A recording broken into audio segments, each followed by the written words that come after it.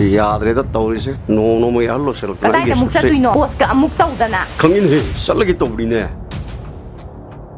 ओक्टोसे याद्रे दंगन सल्लगा workshop तमती young लोगी तौबरिने अंगांग की फी थिनबा पैसा तो पिरमो ngarangam su pigi daine ibo ओ अदुना कोना दिए अंगांग की फी ने थी दुइसे sa lupa sani se sa si loro se lupa sani jina kai tau haino hai october yadi do se mugi tौबरिने ibo yare pai di पैसा तो पिरो ए पैसा तो पिरो माय बने nang di ka पिरो हाय बने gari du yado da se mugi tौबरिने nang bo ओइरो पारोइ तबदा nupi अंगांग दा रिम बदा पैसा हुंदोसना आइसिबु करी द वाके युम सिदा इसाउ साउना लैरिबा आइसिबु करी the वालागेबा as masine pis di berane करी की बेरा to yado leire harga यारी बुंगो खंगे yare be ba nang joro sak kinge चलो चलो नंग द सखरो चनिंगा सखो पैसा दे इने लहौरे नंग बुद दिंगम हंद्रेदना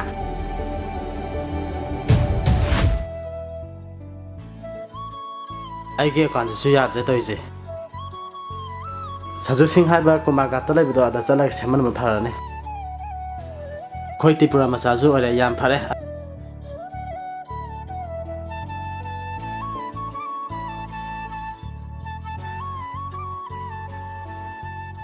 फोन सेम्बल रगा अमु केथबिगा मु उनरुगी के अस थोलक तिने तौरिसे ता कई हागे नैदि हाना सेंग्रबो सेमद्रि नसिना हामने माजि याम है हाइबा नसिना हामoi line तादि Hana सेमग्रबो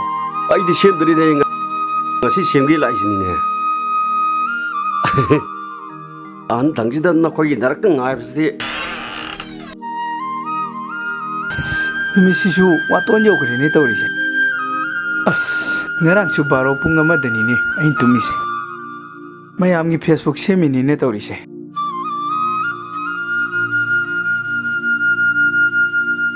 mayam chu loi la ngai ne mani tawri se semam gai semdo ga aibu phajana haina bi baso yawi aibu phate ai baso yawi poni da noi gi sanju jing ngai badu ware da i आदे जन throw संजो दबा मादे नमे के पूजा त होइने adagi let ko paira tholai siro ए नना हामे नंगी तो हाने यंगालो होइ ता mayam chu loi ngai le me tawri ngai bo waro ya di ko ngarang chu baro pung ama tai tumada aduna gyau chu khara thingdokre वरौ देदा संजु इनाउ नबो अखोइगी जे सेम्बिने बो हाइरदि अखोइदि गाइबगे अवाब लेते अखोइगी एबी अकाउंट दो अतदा यार लोय yamba hoi hoi हिना सजोलबो सेम्बि नि हाते खोइदि कसु काइदिदा mayam gi damakta semage ne leireni nanau se ai bo ta da koi de ngai bagi awa badu leite da yam nungai ri ni ta da se khang de da ta da kaishu haiba puna te da khara mana di aibu sida basu yari bani da ta da khoi gum mana di aibu tagat piba ai bo sanju nang leram bagi tripura sida ekoi di yam da sokthuk sari bani kanano ne inok sanju bu sida re jibo mawa lorunu hoi ta da adudi da da semba horase kana na hana la अखो सोंगी ताउसे सिनाबो हाना फमा ngai लेरा बन संजु आइदि ngasai ngan ताना लागा लेरबने yamba kari problem no आइगिसे monetise सु तौरेबा बोनस सु दुम चांगेबा ah आइगी भिडियो जिंजे कॉपीराइट हेता लेरपा आइना कक्ननाबा फला कना होने अथुगने कपसु सु यादबा ऑप्शन अमता लेतबा कपसु सु यादबा hoi hoi अखंग है खरबुदी तानैबको मोइने कपसु सु ngamdaba अखोइ इनाउ नुपा मनने अखोइ इनाउ संजुगा तानो न हारपा अखोइ त्रिपुरा मसेम हेक ओरमबदने hoi hoi हेक्तला आबा hoi yamba hoi yamba ayum tang ging yamba gi phone se lom tang hang dok piyo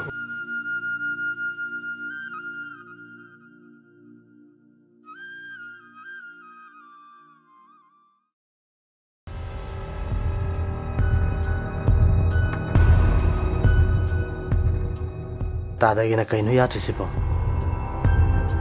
facebook account do seman ge tawbani da ओ 5k su hela bane ba ओ हो हो ai di leisabi ni khangdi mong ni khangde loi ni et tawslimi तादे वता जिति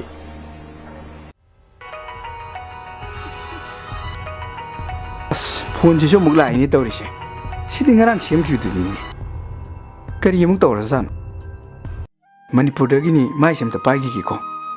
hello hello ꯁꯟꯖꯣ ꯏꯌꯥꯝꯕ ꯅꯪꯕꯨ ꯊꯕꯛ ꯁꯤꯜꯂꯤꯔꯣ ꯏꯌꯥꯝꯕꯒ ꯋꯥꯔꯤ ꯉꯥꯏꯍꯥꯛ ꯇꯧꯁꯤ ꯑꯣ ꯉꯔꯥꯡ ꯁꯦꯝꯈꯤꯕꯗꯨ ꯌꯥꯗ꯭ꯔꯕ꯭ꯔꯥ ꯍꯥꯏꯁꯦ ꯁꯟꯖꯣ ꯌꯥꯏꯗ ꯑꯣ ꯅꯌꯥꯝꯕꯅ ꯏꯅꯥꯎꯒ ꯋꯥꯔꯤ ꯉꯥꯏꯍꯥꯛ ꯇꯧꯅꯤꯡꯕ ꯏꯌꯥꯝꯕ ꯑꯗꯨꯗꯤ ꯑꯩꯁꯨ ꯁꯣꯝꯗ ꯃꯤ ꯈꯔ ꯄꯨꯜꯂꯤꯌꯦ ꯅꯅꯥꯎ ꯄꯨꯡꯈꯥꯏ ꯑꯃ ꯂꯩꯔꯒ ꯇꯧꯖꯔꯛꯑꯒꯦ ꯐꯅꯤ ꯐꯅꯤ ꯑꯩꯈꯣꯏ ꯏꯅꯥꯎꯅ ꯆꯤꯟꯕꯁꯤꯅꯅꯦ ꯍꯣꯏ ꯍꯣꯏ ꯏꯌꯥꯝꯕ ꯃꯅꯤꯄꯨꯔꯗ ꯁꯣꯝꯗ ꯀꯣꯏꯊꯣꯔꯛꯎ ꯀꯩꯅꯣ ꯍꯣꯏ ꯏꯌꯥꯝꯕ ꯑꯩꯁꯨ ꯂꯥꯛꯅꯕ ꯇꯧꯔꯒꯦ ꯍꯣꯏ ꯍꯣꯏ ꯑꯩꯁꯨ ꯁꯣꯏꯗꯅ ꯂꯥꯛꯅꯕ ꯇꯧꯔꯒꯦ ꯑꯩꯁꯨ ꯃꯅꯤꯄꯨꯔꯗ ꯌꯥꯝ ꯂꯥꯛꯅꯤꯡꯉꯤ ꯐꯅꯤ ꯐꯅꯤ ꯏꯌꯥꯝꯕ ꯑꯩ ꯍꯣꯔꯦꯟ ꯇꯧꯖꯔꯛꯑꯒꯦ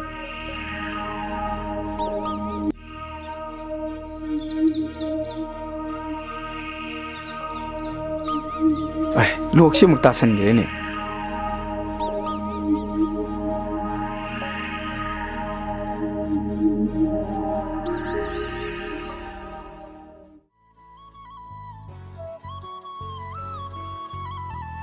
ꯏꯌꯥꯝꯕꯒꯤꯁꯤ ꯌꯥꯔꯅꯤ ꯑꯗꯨ ꯊꯥꯒꯠꯄ ꯃꯇꯝꯗꯅꯦ ꯀꯣꯄꯤꯔꯥꯏꯠ ꯆꯥꯒꯗꯕ ꯚꯤꯗꯤꯑꯣꯗꯤ ꯊꯥꯒꯠꯄꯤꯒꯅꯨ ꯏꯁꯥꯒꯤ ꯑꯣꯏꯕ ꯚꯤꯗꯤꯑꯣ ꯁꯦꯝꯃꯒ ꯀꯣꯄꯤꯔꯥꯏꯠ ꯆꯥꯔꯣꯏꯗꯕ ꯚꯤꯗꯤꯑꯣ ꯈꯜꯂꯒ ꯊꯥꯒꯠꯄꯤꯌꯨ ꯏꯌꯥꯝꯕ ꯑꯩꯈꯣꯏꯅ ꯚꯤꯗꯤꯑꯣ ꯑꯞꯂꯣꯗ ꯇꯧꯕ ꯃꯇꯝꯗ ꯃꯤ ꯈꯟꯅꯕ ꯊꯥꯡꯅ ꯌꯥꯟꯅꯕ ꯏꯒ ꯊꯣꯛꯄ ꯚꯤꯗꯤꯑꯣꯁꯤꯡ ꯊꯥꯒꯠꯄꯤꯒꯅꯨ ꯑꯩꯅ ꯍꯥꯏꯗ꯭ꯔꯒꯁꯨ ꯑꯩꯈꯣꯏ ꯏꯌꯥꯝꯕꯅꯤꯅ ꯈꯪꯂꯝꯃꯅꯤꯗ ꯑꯗꯣ ꯁꯟꯖꯨ ꯑꯁꯦꯝꯃꯟꯕꯨ ꯀꯌꯥ ꯏꯌꯥꯝꯕ ꯑꯩꯗꯤ ꯄꯩꯁꯥ ꯂꯧꯗꯕꯅꯦ ꯑꯗꯣ ꯃꯌꯥꯝꯅꯗꯤ ꯑꯩꯁꯦ ꯐꯖꯅꯗꯤ ꯉꯥꯡꯅꯕꯤꯗꯕ ꯁꯟꯖꯨ ꯂꯧꯍꯧꯗꯕ ꯌꯥꯄꯣꯠꯇꯦꯗ ꯑꯗꯨ ꯋꯥꯅ ꯁꯦꯝꯃꯒ ꯂꯧꯍꯧꯗꯕ ꯌꯥꯔꯣꯏꯁꯦ ꯇꯥꯗ ꯄꯩꯁꯥꯗꯨ ꯀꯌꯥ ꯀꯌꯥ ꯂꯧꯖꯥꯠꯅꯣ ꯑꯩꯁꯨ ꯈꯪꯗꯦꯅꯦ ꯀꯌꯥꯝ ꯂꯧꯕꯖꯥꯠꯅꯣ ꯑꯩꯒꯤꯗꯤ ꯂꯨꯄꯥ 2,000 ꯈꯛꯇꯅꯤ ꯌꯥꯎꯔꯤꯁꯦ ꯑꯩꯁꯨ 1,200ꯗꯅꯤ ꯌꯥꯎꯔꯛꯏꯁꯦ ꯏꯅꯥꯎꯅ ꯁꯦꯝꯕꯤꯕꯗꯒꯤ ꯁꯦ ꯌꯥꯝ ꯐꯔꯦꯁꯦ ꯁꯟꯖꯨ ꯁꯦ 1,000 ꯏꯌꯥꯝꯕꯅ ꯄꯤꯔꯝꯅꯤꯅ ꯑꯩ ꯂꯧꯔꯒꯦꯀꯣ ꯏꯆꯦꯁꯤꯡ ꯏꯆꯟꯁꯤꯡ ꯏꯅꯦꯁꯤꯡꯅꯗꯤ ꯑꯗꯨꯛ ꯋꯥꯅ ꯁꯦꯝꯃꯒ ꯀꯔꯤꯒꯤ ꯄꯩꯁꯥ ꯂꯧꯔꯣꯏꯗꯣꯏꯅꯣ ꯍꯥꯏꯗꯅ 1,000 1,200 500 ꯄꯪꯄꯤ ꯄꯤꯔꯝꯃꯤ ꯄꯣꯠꯅꯤꯗ ꯁꯟꯖꯨ ꯅꯌꯥꯝꯕ ꯑꯃꯨꯛ ꯌꯧꯔꯒꯦ ꯍꯣꯏ ꯍꯣꯏ ꯐꯅꯤ ꯐꯅꯤ ꯏꯌꯥꯝꯕ ꯌꯧꯕꯤꯔꯣ ꯏꯌꯥꯝꯕꯅ ꯍꯥꯟꯕ꯭ꯔꯥ ꯇꯥꯗꯅ ꯍꯥꯟꯕ꯭ꯔꯥ ꯁꯣꯝ ꯏꯅꯥꯎꯁꯤꯒꯤꯅꯤ ꯑꯣ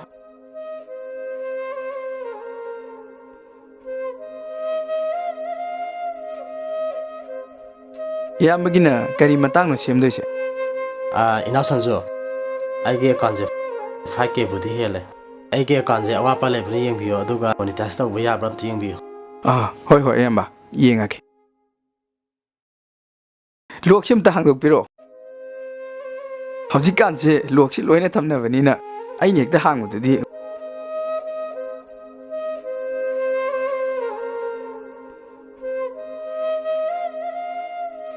ꯏꯌꯥꯝꯕ ꯄꯥꯟ ꯀꯥꯔꯗꯇꯤ ꯌꯥꯎꯕꯤꯕ꯭ꯔꯣ ꯌꯥꯎꯋꯦ ꯁꯟꯖꯨ ꯄꯥꯟ ꯀꯥꯔꯗ ꯍꯥꯏꯕꯗꯣ ꯁꯤ ꯂꯩꯔꯦ ꯃꯤꯡꯁꯤꯗꯤ ꯏꯁꯥꯒꯤ ꯑꯗꯨꯝ ꯆꯨꯝꯃꯤꯀꯣ RK ꯊꯣꯏꯕ ꯍꯥꯏꯁꯦ ꯆꯨꯝꯃꯤꯀꯣ ꯆꯨꯝꯃꯦ ꯆꯨꯝꯃꯦ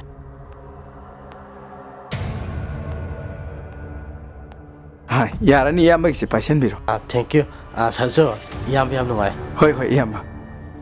ꯏꯅꯥꯎꯒꯤ ꯑꯋꯥꯃꯟꯁꯤꯕꯨ ꯀꯌꯥ ꯀꯃꯥꯏ ꯊꯝꯍꯟꯁꯤꯒꯦ ꯈꯪꯗꯦ ꯏꯌꯥꯝꯕ ꯈꯣꯏꯅ ꯍꯦꯛꯇ ꯄꯤꯅꯤꯡꯕꯗꯣ ꯏꯅꯥꯎ ꯁꯟꯖꯨ ꯌꯥꯝꯗꯤ ꯌꯥꯝꯗ꯭ꯔꯦ ꯅꯌꯥꯝꯕ ꯂꯨꯄꯥ 1,000 ꯊꯝꯖꯔꯝꯃꯒꯦ ꯌꯥꯝꯃꯟꯈ꯭ꯔꯦꯗꯤ ꯏꯌꯥꯝꯕ ꯁꯟꯖꯨ ꯑꯗꯨꯗꯤ ꯅꯌꯥꯝꯕ ꯑꯃꯨꯛ ꯌꯧꯔꯒꯦꯀꯣ ꯇꯥꯗꯒꯤꯗꯣ ꯑꯃꯨꯛ ꯌꯦꯡꯉꯁꯦ ꯍꯣꯏ ꯍꯣꯏ ꯏꯕꯨꯡꯉꯣ ꯍꯣꯏ ꯁꯦꯝꯃꯁꯦ ꯇꯥꯗꯒꯤꯗꯨꯅ ꯀꯔꯤ ꯄ꯭ꯔꯣꯕ꯭ꯂꯦꯝꯅꯣ ꯈꯪꯗꯦꯗ ꯇꯧꯔꯤꯁꯤ ꯏꯕꯨꯡꯉꯣ ꯁꯟꯖꯨ ꯃꯌꯥꯝ ꯄꯥꯏꯕꯁꯤꯗ ꯑꯩꯁꯨ ꯄꯥꯏꯅꯤꯡꯉꯤꯕ ꯑꯩꯅꯅꯦ ꯑꯩꯒꯤ ꯑꯦꯀꯥꯎꯟꯁꯦ 5K ꯌꯧꯅꯅꯕ ꯍꯥꯏꯅ ꯐ꯭ꯔꯦꯟ ꯔꯤꯀ꯭ꯋꯦꯁꯁꯦ ꯄꯨꯡꯇꯥꯗ ꯊꯥꯖꯟꯕꯅꯦꯕ ꯇꯥꯗ ꯁꯤꯅꯕꯨ ꯍꯦꯟꯅ ꯋꯥꯈꯟꯗꯨ ꯅꯧꯊꯣꯛꯇꯣꯏꯅꯤ ꯇꯥꯊꯣꯏꯕ ꯌꯧꯗ꯭ꯔꯤꯕ ꯀꯔꯤꯅꯣ ꯑꯁ ꯌꯧꯔꯦ ꯀꯩꯅꯣ ꯏꯁꯧ ꯄꯪꯂꯥꯡ ꯂꯥꯡꯉꯤꯁꯤꯕꯣ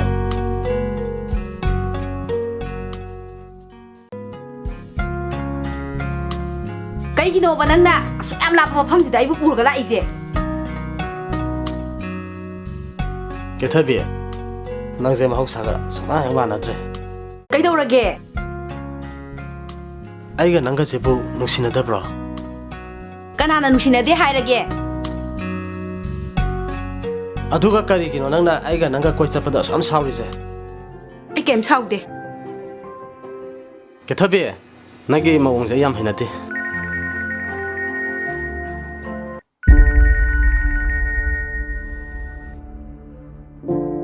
ꯏꯆꯦ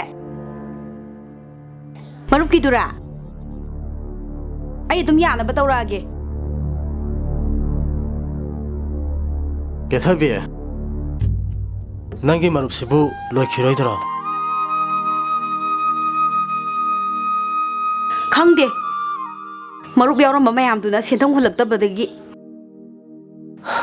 ꯑꯗꯨꯕꯨ ꯅꯪꯕꯨ ꯑꯗꯨ ꯐꯠꯇꯕ ꯃꯤꯁꯤꯡꯗꯨꯕꯨ ꯅꯪꯕꯨ ꯀꯃꯥꯏꯅ ꯌꯥꯎꯍꯜꯂꯤꯅꯣ ꯃꯣꯏꯁꯤꯕꯨ ꯑꯩꯅ ꯍꯥꯟꯅ ꯐꯔꯝꯒꯅꯤ ꯐꯔꯝꯃꯣꯏ ꯍꯥꯟꯅ ꯍꯦꯛꯇ ꯈꯪꯒꯗ꯭ꯔꯥꯕ ꯑꯁ ꯀꯦꯊꯕꯤ ꯅꯪꯒꯤ ꯋꯥꯁꯤꯗꯤ ꯋꯥꯔꯤ ꯑꯝꯇ ꯐꯖꯅ ꯃꯦꯟ ꯇꯥꯅ ꯈꯟꯅꯖ ꯌꯥꯗꯦꯕ ꯅꯪꯕꯨ ꯉꯍꯥꯟ ꯅꯠꯇ꯭ꯔꯣ ꯑꯩꯒꯤ ꯑꯦꯀꯥꯎꯟꯗꯒꯤ ꯂꯥꯛꯑꯒ 40,000 ꯀꯥꯞꯈꯤꯗꯣ ꯅꯪꯅ ꯄꯤꯔꯛꯄꯗꯣ ꯑꯗꯨꯗ ꯑꯗꯨꯝ ꯄꯜꯂꯒ ꯂꯩ ꯅꯪꯒꯤ ꯄꯩꯁꯥꯗꯣ ꯑꯩ ꯁꯤꯡꯉꯛꯀꯅꯤꯌꯦ ꯀꯦꯊꯕꯤ ꯑꯗꯨ ꯋꯥ ꯅꯠꯇꯦꯗ ꯅꯪꯅ ꯁꯥꯎꯖꯤꯟꯅꯔꯒꯅꯦ ꯋꯥ ꯊꯩꯅꯕ ꯍꯣꯠꯅꯒꯅꯨ ꯑꯩꯅ ꯐꯣꯟ ꯇꯧꯕ ꯈꯨꯗꯤꯡꯒꯤ ꯅꯪꯒꯤ ꯐꯣꯟꯗꯨꯕꯨ ꯕꯤꯖꯤ ꯂꯩꯇꯕ ꯌꯥꯎꯕ꯭ꯔꯣ ꯅꯪ ꯑꯩ ꯅꯠꯇꯕ ꯅꯨꯄꯥ 4-5ꯗꯤ ꯅꯪ ꯈꯪꯅꯔꯝꯒꯅꯤ ꯇꯥꯊꯣꯏꯕ ꯑꯗꯨꯃꯥꯏꯅ ꯈꯟꯒꯅꯣ ꯑꯩꯁꯦ ꯃꯔꯨꯞꯀꯤꯅꯦ ꯃꯌꯥꯝꯅ ꯐꯣꯟ ꯇꯧꯁꯤꯜꯂꯛꯄꯗ ꯃꯊꯥ ꯆꯥꯅ ꯀꯣꯛꯁꯦ ꯄꯨꯕ ꯉꯝꯗ꯭ꯔꯕꯅꯦ ꯅꯪꯒ ꯑꯩꯒ ꯅꯨꯡꯁꯤ ꯋꯥꯔꯤꯒ ꯀꯣꯛꯁꯤꯗ ꯑꯃꯠꯇ ꯆꯪꯗ꯭ꯔꯦ ꯑꯩ ꯃꯔꯨꯞꯅ ꯃꯔꯨꯞꯅꯤ ꯑꯩꯈꯣꯏ ꯑꯅꯤ ꯅꯨꯡꯁꯤꯅꯕꯩ ꯋꯥꯔꯤꯅ ꯇꯣꯉꯥꯟꯕꯅꯤ ꯑꯗꯣ ꯑꯩꯅ ꯑꯩꯈꯣꯏꯗ ꯆꯠꯂꯁꯤ ꯅꯪꯒꯤ ꯄꯩꯁꯥ ꯅꯨꯡꯁꯥ ꯑꯇꯣꯝꯕꯗꯨꯁꯨ ꯑꯩ ꯂꯣꯏ ꯁꯤꯡꯉꯒꯦ ꯍꯥꯏꯔꯦꯗꯅ ꯑꯗꯨꯁꯨ ꯅꯪꯅ ꯌꯥꯅꯤꯡꯇ꯭ꯔꯤꯁꯦ ꯀꯩꯒꯤꯅꯣ ꯌꯥꯔꯦꯁꯦ ꯇꯥꯊꯣꯏꯕ ꯀꯣꯛꯁꯦ ꯄꯨꯕ ꯉꯝꯗ꯭ꯔꯦꯕ ꯂꯥꯛꯑꯣꯁꯦ ꯆꯠꯁꯦ ꯂꯥꯛꯑꯣ ꯑꯝꯇ ꯂꯥꯛꯑꯣ ꯍꯥꯏꯕꯅꯦ ꯂꯥꯛꯑꯣ ꯀꯦꯊꯕꯤ ꯅꯪ ꯍꯥꯏꯕꯤꯗꯦꯗꯤ ꯍꯥꯏꯅꯤꯀꯣ ꯅꯪ ꯍꯌꯦꯡ ꯀꯩꯗꯧꯔꯒꯦ ꯑꯩꯕꯣ ꯅꯪꯅꯦ ꯅꯪꯅ ꯈꯪꯅꯔꯤꯕꯁꯤꯡꯗꯣ ꯅꯣꯡꯃꯗꯤ ꯈꯨꯗꯤ ꯊꯤꯕ ꯁꯣꯏꯔꯣꯏ ꯅꯪ ꯑꯩꯒꯤ ꯃꯥꯡꯗ ꯆꯣꯞꯆꯅꯤ ꯅꯪ ꯍꯥꯏꯕꯤꯗꯦꯗꯤ ꯍꯥꯏꯅꯤ ꯍꯦꯟꯅ ꯍꯌꯦꯡ ꯌꯥꯔꯦꯁꯦ ꯆꯠꯂꯁꯦ ꯑꯩ ꯅꯪ ꯅꯠꯇꯕ ꯀꯅꯥꯝ ꯈꯪꯅꯗꯦꯕ ꯆꯠꯂꯁꯤꯁꯦ ꯂꯥꯛꯑꯣ ꯃꯔꯨꯞꯀꯤ ꯃꯊꯥ ꯌꯥꯝꯅ ꯁꯥꯔꯦꯕ ꯆꯠꯁꯤ ꯂꯥꯛꯑꯣ ꯃꯔꯨꯞꯅꯦꯅ ꯂꯨꯔꯕ ꯅꯠꯇ꯭ꯔꯣ ꯌꯥꯔꯦ ꯂꯥꯛ ꯆꯠꯁꯤ ꯂꯥꯛ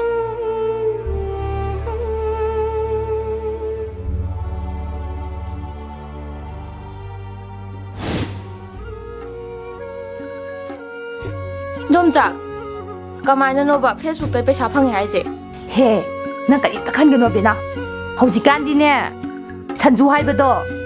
ꯑꯗꯨꯗ ꯁꯦꯝꯍꯜꯂꯒꯅꯦ ꯐꯦꯁꯕꯨꯛꯇꯒꯤ ꯄꯩꯁꯥ ꯗꯃꯥꯗ ꯇꯥꯟꯕ ꯌꯥꯔꯦ ꯊꯣꯏ ꯇ꯭ꯔꯤꯄꯨꯔꯥꯗꯅꯦ ꯃꯅꯤꯄꯨꯔꯗꯒꯤ ꯐꯥꯎꯗꯅꯦ ꯁꯦꯝꯕ ꯂꯥꯛꯑꯦꯌꯦ ꯑꯗꯣ ꯏꯗꯣꯝꯆꯥ ꯑꯩꯒꯤꯗꯤ 5Kꯗꯤ ꯍꯦꯜꯂꯦ ꯌꯥꯔꯅꯤ ꯏꯕꯦꯝꯃ ꯅꯪꯒꯤꯁꯦ ꯁꯦꯝꯕꯗ ꯊꯣꯛꯑꯅꯤ ꯑꯩꯁꯨꯅꯦ 5K ꯍꯦꯜꯂꯀꯥꯟꯗꯅꯦ ꯁꯦꯝꯕꯤꯔꯛꯏꯅꯦ ꯅꯪꯒꯤ ꯀꯀꯥꯅꯅꯦ ꯅꯨꯄꯤꯒ ꯀꯣꯏꯗꯅ ꯄꯩꯁꯥꯒ ꯄꯨꯁꯜꯂꯛꯇꯦꯗꯅ ꯐꯦꯁꯕꯨꯛꯇꯒꯤ ꯈꯔ ꯈꯔ ꯐꯪꯉꯛꯑꯗꯤ ꯑꯉꯥꯡꯁꯤꯡꯒꯤꯁꯨ ꯑꯆꯥꯄꯣꯠ ꯂꯩꯕꯤꯗꯅ ꯍꯣꯏ ꯏꯗꯣꯝꯆꯥ ꯑꯁ ꯏꯗꯣꯝꯆꯥ ꯑꯩꯒꯤꯗꯤ ꯑꯩꯅ ꯄꯥꯝꯖꯕ ꯐꯨꯔꯤꯠ ꯐꯤꯔꯣꯜ ꯂꯩꯔꯁꯨ ꯌꯥꯏꯗꯅ ꯏꯃꯥꯗꯅꯦ ꯑꯩꯅꯅꯦ ꯐꯦꯁꯕꯨꯛꯇ ꯄꯩꯁꯥ ꯇꯥꯟꯕ ꯌꯥꯏꯅꯅꯦ ꯐꯣꯟꯁꯦ ꯅꯝꯗꯅ ꯍꯦꯛ ꯂꯩꯍꯜꯂꯤꯅꯦ ꯂꯩꯔꯣꯏꯗꯣ ꯏꯃꯥꯅ ꯀꯟꯅ ꯍꯣꯠꯅꯖꯕꯅꯦ ꯑꯗꯣ ꯑꯩ ꯑꯗꯨꯝ ꯂꯩꯍꯜꯂꯦ ꯂꯥꯛꯑꯣ ꯂꯥꯛꯑꯣ ꯆꯠꯁꯤ ꯃꯤ ꯆꯤꯜꯂꯝꯒꯅꯤ ꯁꯔꯖꯨꯗꯣ ꯑꯩꯈꯣꯏ ꯀꯃꯜꯄꯨꯔꯒ ꯃꯣꯏ ꯀꯨꯃꯥꯔ ꯘꯥꯠꯀꯁꯦ ꯀꯩꯁꯨ ꯂꯥꯞꯅꯗꯦꯀꯣ ꯍꯣꯏ ꯏꯗꯣꯝꯆꯥ ꯍꯩꯃꯥ ꯅꯪꯕꯨ ꯗꯤꯡꯀꯨ ꯅꯠꯇ꯭ꯔꯅꯦ ꯃꯥꯅꯦ 이선 नत्रो माने नंजू कुमार गातैरो माने नंग हाना खंद्रो ए कुमार गातैगिने जे काई जतिनो नखोइबो सरजू सिंह हाइबदो अदुदने फेसबुक अकाउंट अमता हांगनगे लाइने अखोइ सिगी चानुपीसे सिगिसुने 5K हेलेबा अदो मागिसुने अकाउंट अमता हांगनगे तौबा ओ संजू याम हाइबने मणिपुरदगी फावबने फेसबुक अकाउंट यादबसिंगदो फोन तौरागा सरजुने सेमे हाबा पाव याम ताई नावाइदगी दिंकुजे अइने याम गौजरपने दिंकुजे मासिना कनानो हाइमा अखोइ इचा सिंगने याम अंगांगने हता खक्ता तेन थारिने अदो अखोइ इचेनाने मागी फोन अमा लैबिएबा फेसबुक अकाउंट दने फ्रेंड रिक्वेस्ट लांगमंदनने 5K हेदो खरे अदो फेसबुक दगी सेल फंगी हाइनैदना मागी सुने सरजुदा आइगिगा मागिगा सुम यंगनगे लाइने याम फबने सेमलो आइगिसु माना गान से बिरिने दिंको अदुदि नंगी फोन नंबर पिरामुदना ओ पिगे पिगे हाइरो हाइरो 9366024503 होरे नुमिदाम फोन तौरपदि काउनिको सोइदेना तहलके अदुदि चलो पिगे दोमजा सिमा हे तंदा सादना अबे नाउ नंग सिमा पंगन हौजिकांदिने ꯐꯣꯟꯒꯤ ꯃꯇꯝꯅꯤꯅꯅꯦ ꯈꯥꯏꯔ ꯂꯣꯏꯔꯦ ꯂꯥꯛꯑꯣ ꯆꯠꯁꯤ ꯂꯥꯛꯑꯣ